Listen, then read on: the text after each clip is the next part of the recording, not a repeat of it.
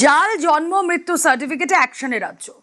কোন নথির ভিত্তিতে সার্টিফিকেট? নথি সংরক্ষণে সিপিএসপিদের নির্দেশ রাজ্যে। কলকাতা সহ জেলায় জেলায় অভিযান।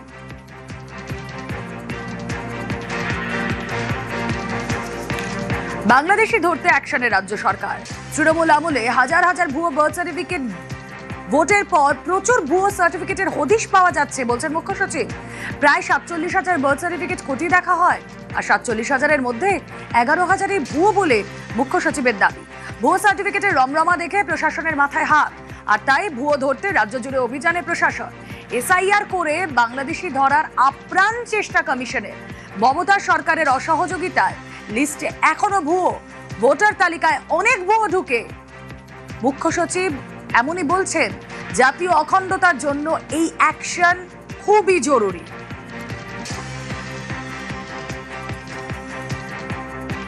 অনেকগুলো রিফর্ম করছি যেটা আছে, এইসব যেমন গন্ডগোল ধরা হলো 11,000 থেকে বেশি আপনার birth certificate falls out of 46,000, 1,80,000 যেটা ফলস ডিজিটাইজেশন, আমরা সব ডিজিটাইজেশন কাজ আটকে দিয়েছি, আমরা ভেরিফিকেশন চলছে।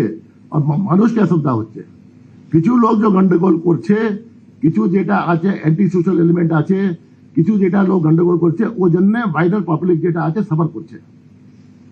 বাট এটা কি করা যায়, এটা সমাজে আছে, we have to pool out all this people.